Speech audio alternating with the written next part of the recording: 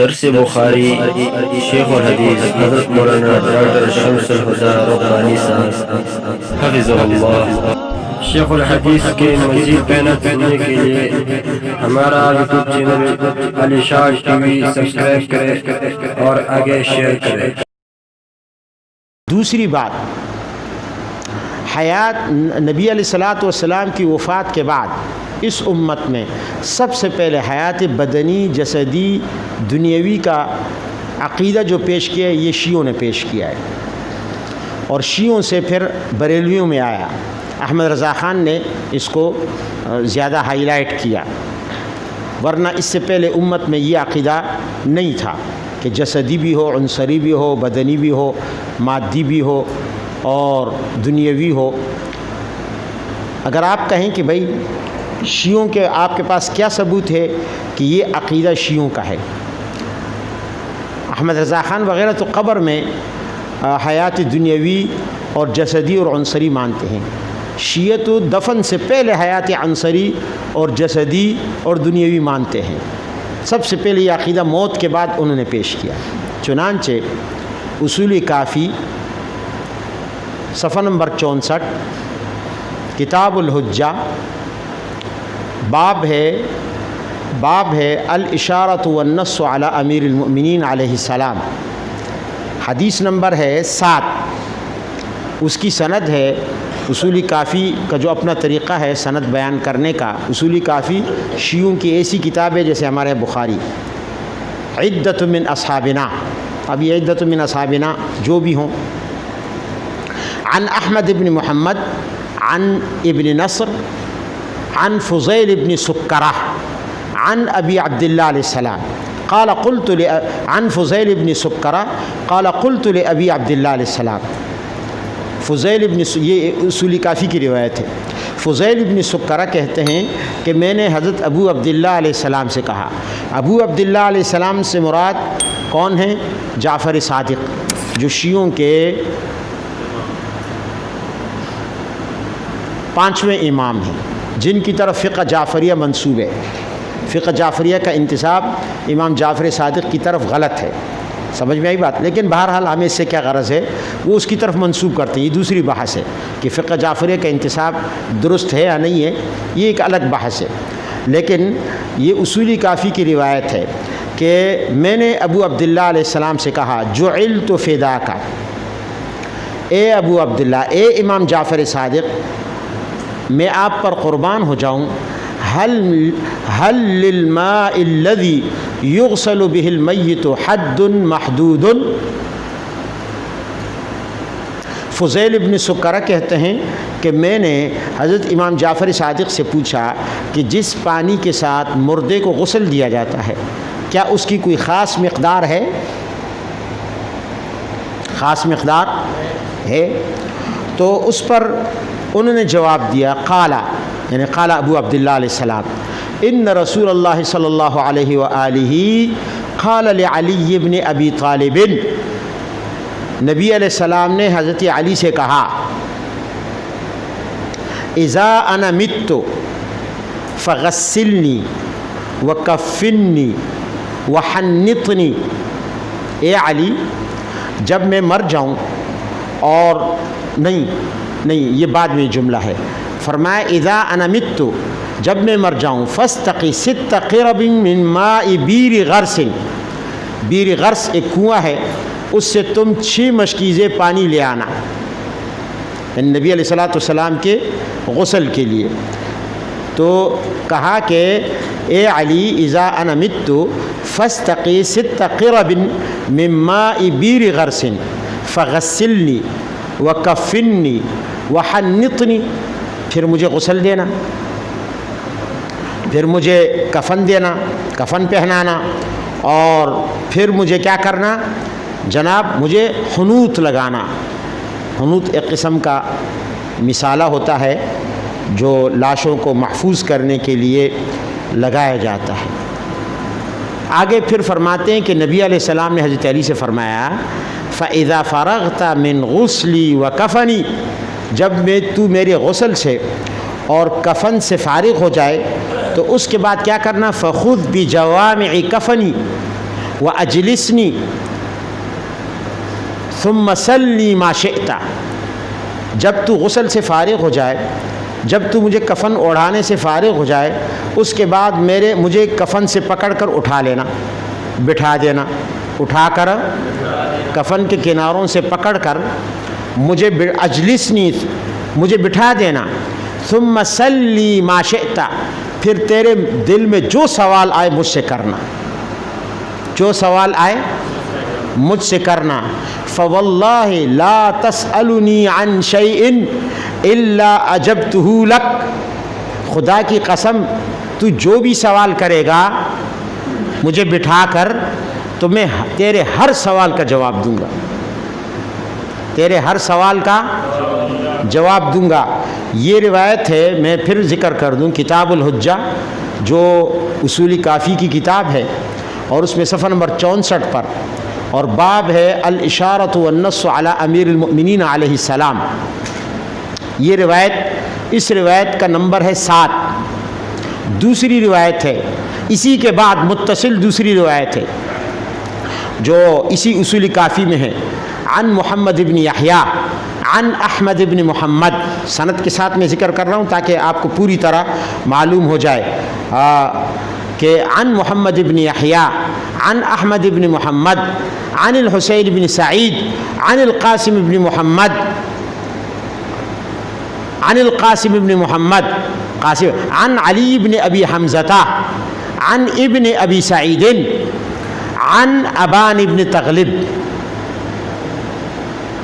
अन अब्दुल्लाह अलैहिस्सलाम। ये भी इमाम जाफ़र सादिक़ से रिवायत की है। किसने? उसूली काफ़ी की इस रिवायत के मुताबिक अबान ने। कहते हैं कि अबान इब्न तग़लिब रिवायत करते हैं, किससे? इमाम जाफ़र सादिक़ से।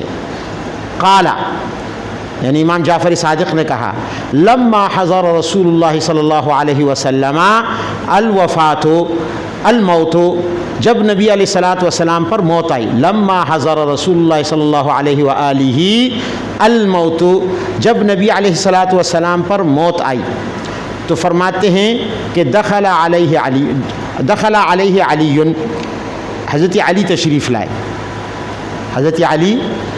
फ़अदख़ला अलीयुन रअसहु, अली ने अपना सर दाखिल किया। अब पता नहीं किस चीज़ में दाखिल किया, इसकी तफसील रिवायत में नहीं है, शायद इससे मुराद वो लिहाफ़ हो जो आपने ओढ़ा है या जो चीज़ आपने ओढ़ी है। कहते हैं कि फ़अदख़ला अलीयुन रअसहु, हज़रत अली रज़ी अल्लाह तआला अन्हु ने अपना सर ओढ़ा, अपना सर दाखिल किया, अपना सर दाखिल किया। उसके बाद नबी अलैहिस्सलातु वस्सलाम ने फरमाया, या अली, ए अली, इज़ा अना मित्तु, जब मैं मर जाऊँ, फ़ग़स्सिलनी, मुझे गुस्ल दे दे, व कफ़िनी, मुझे कफ़न दे दे, व अक़इदनी, और मुझे बिठा दे, मुझे बिठा दे, सुम्मा अक़इदनी, मुझे बिठा दे, वसल्नी वक्तुब, और मुझसे सवालात शुरू कर, मुझसे सवाल करता जा और मेरे जवाब लिखता जा, मेरे जवाब, वसल्ली वक्तुब, मेरे सवाल, मुझसे सवाल करता जा और मेरे सवालों के जवाब लिखता जा। ये कब? जब मैं मर जाऊं, जब मैं मर जाऊं। इज़ा अना मुत्तु फ़ग़स्सिलनी व कफ़िनी सुम्मा अक़इदनी वसल्नी वक्तुब, मुझे बिठा दे, फिर मुझसे पूछता जा, मैं जवाब देता जाऊंगा, तू उनको लिखता जा। किताबुल हुज्जा हदीस नंबर 8, रिवायत नंबर 8, ये उसूली काफ़ी है और बाब वही है, अल इशारतु वन्नस्सु अला अमीरुल मुमिनीन अलैहिस्सलाम। बहुत सारी रिवायत है लेकिन मैंने ये 2 रिवायतें आपको ज़िक्र की। यानी अब ज़ाहिर है कि जब आप मुर्दे को बिठाएंगे, उससे बात करेंगे, सवाल जवाब करेंगे, वो आपकी बात सुनेगा, मालूम यही हुआ, और वो आपको जवाब देगा, तो वो ज़िंदा, वो आपकी बात समझेगा, फिर आपको जवाब देगा। तो इसका मतलब कि वो ये बदन बोल रहा है ना, ये मुंह बोल रहा है, ये ज़बान बोल रही है, आवाज़ हलक से निकल रही है, हज़रत अली लिख रहे हैं, सुन रहे हैं, सवाल कर रहे हैं। इससे मालूम हुआ कि ये रिवायत सिर्फ़ उसूली काफ़ी में है, अहले सुन्नत की किसी मोतबर किताब में, बल्कि मोतबर तो छोड़ो, गैर मोतबर में भी नहीं है। خالص من گھڑت روایت ہے، مجھے اس سے غرض نہیں ہے، لیکن کس طرح انہوں نے یہ عقیدہ مسلمانوں میں داخل کر دیا کہ بدنی روح پیغمبر پر آئی ہے، پیغمبر کے جسم میں ہے مرنے کے بعد، اور پیغمبر بدنی اور دنیاوی زندگی کے ساتھ زندہ ہے۔ یہ عقیدہ سب سے پہلے شیعوں نے گھڑا، اور اس کے بعد اس کو بہت اس کا پرچار احمد رضا خان نے کیا، اور وہ تو حد سے آگے چلا گیا کہ اس نے کہا کہ نبی علیہ الصلوۃ والسلام پر ازواج مطہرات پیش کی جاتی۔ خلاصہ بحث یہ ہے کہ تمام نصوص قطعیہ ایک طرف، اس مسئلے میں بحث نہ کرنا بہتر ہے، بحث نہ کرنا، اجمالی طور پر یہ عقیدہ رکھا جائے کہ نبی علیہ السلام پر موت آئی ہے، اس سے انکار تو کفر ہے، اس سے انکار کفر ہے۔ یہ کو انبیاء پر موت آتی ہے، انبیاء پر قرآن عظیم میں موت نبوت کے منافی نہیں ہے، نہ نبوت کے نبی کے شان کے خلاف ہے قرآن، اور نہ استمرار موت، یعنی موت کا آنا پھر یہ نہیں ہے کہ تھوڑی دیر کے لیے موت آئی اور ختم ہو گئی۔ استمرار موت، ایک طویل عرصے تک موت کا جاری رہنا اور طاری رہنا، یہ بھی نبوت کے منافی نہیں ہے۔ نبوت قرآن عظیم میں اللہ تعالیٰ نے حضرت عزیر علیہ السلام کا یا حضرت ارمیہ علیہ السلام کا علی اختلاف الاقوال، بہرحال ان دونوں میں سے کسی ایک کا واقعہ ذکر کیا ہے سورہ بقرہ میں۔ فرمایا او کالذی مر علی قریۃ وہی خاویۃ علی عروشها قال انا یحیی هذه اللہ بعد موتها فاماتہ اللہ 100 عام۔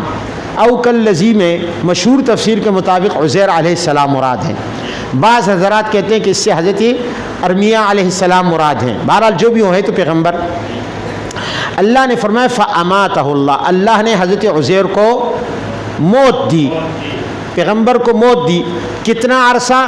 100 عام، کتنا عرصہ؟ دیکھو موت یہ نہیں ہے کہ موت دی اور زندہ ہو گئے، بلکہ وہ موت جاری رہی، مستمر رہی، مستمر 1 صدی تک ان پر موت طاری رہی۔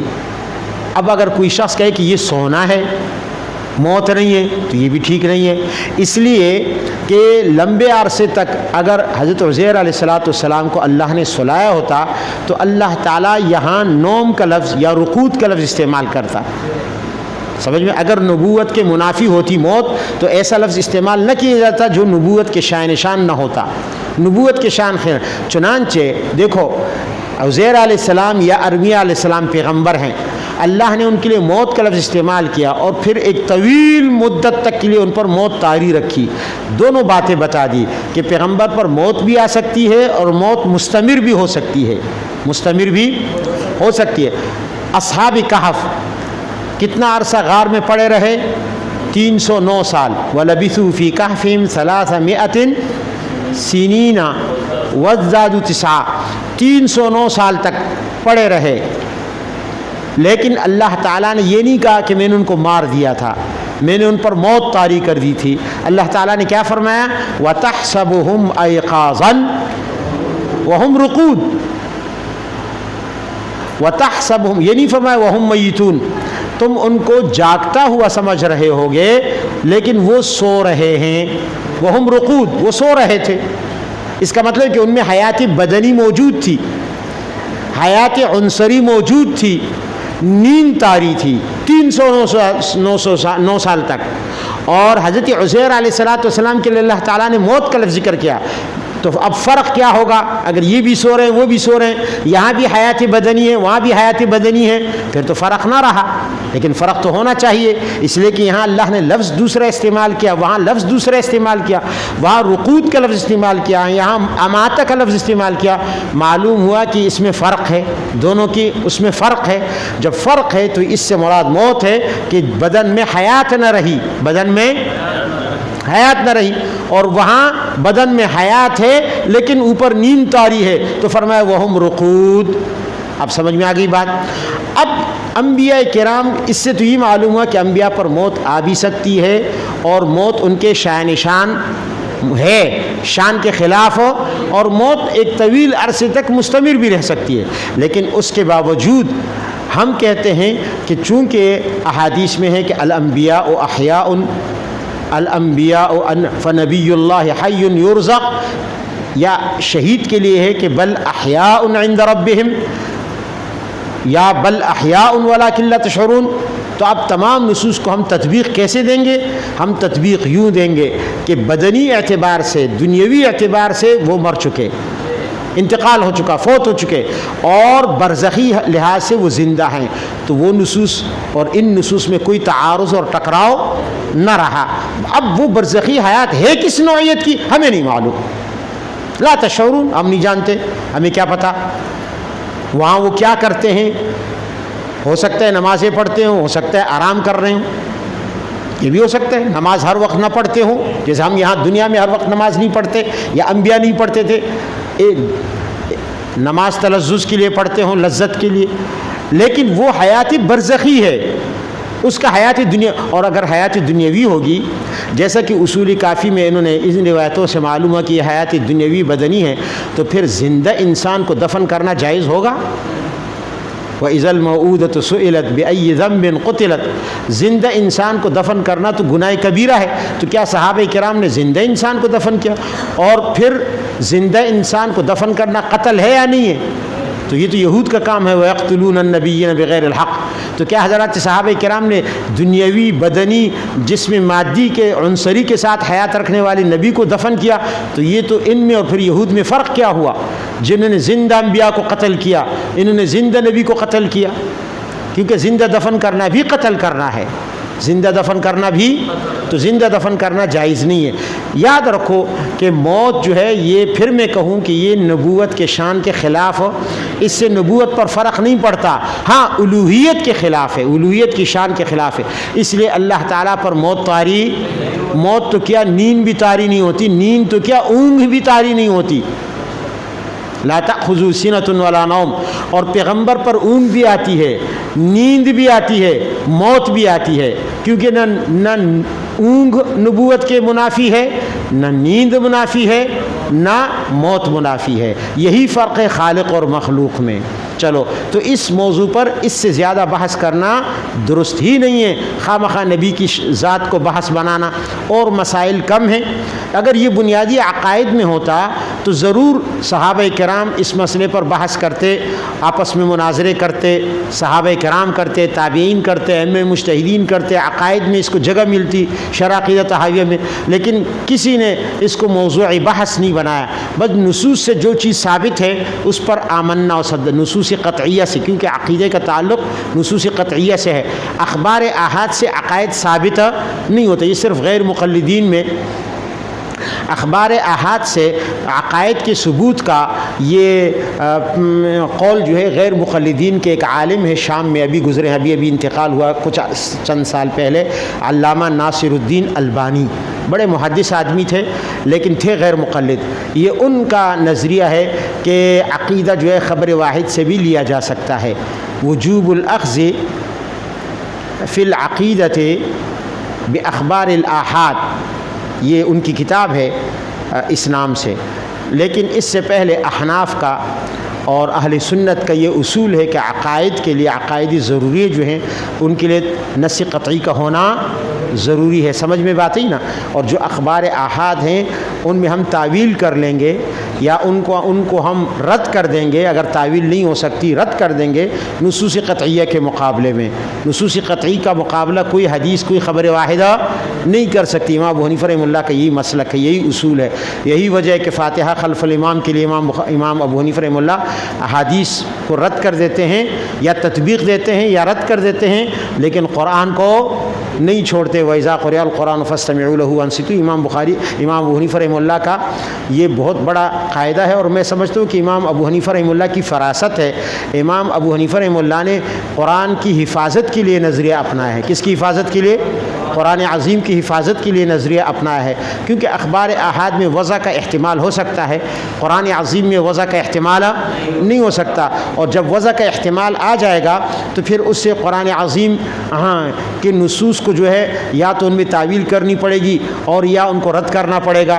اس لیے امام ابو حنیفہ رحمہ اللہ نے قرآن کی حفاظت کے لیے، میں سمجھتا ہوں کہ انا نحن نزلنا الذکر وانا لہ لحافظون، اللہ تعالیٰ نے انا لہ لحافظون کا یہ وعدہ، اس کی ایک صورت امام ابو حنیفہ ہے، اس کی ایک صورت امام ابو حنیفہ رحمہ اللہ کی شکل میں پیش کیا ہے اللہ نے کہ امام ابو حنیفہ نے یہ جو اصول بنایا کہ ہم نص قطعی کے مقابلے میں خبر واحد کو نہیں لیں گے، میں سمجھتا ہوں یہ قرآن کی حفاظت کا بہت بڑا اصول ہے، اور بہت بڑا میں سمجھتا ہوں کہ قرآن کی حفاظت کا بہت بڑا انتظام کیا اللہ نے کہ امام ابو حنیفہ سے یہ اصول دنیا کے سامنے پیش کروایا۔ سمجھ میں بات ہے یا نہیں؟ چلو جی۔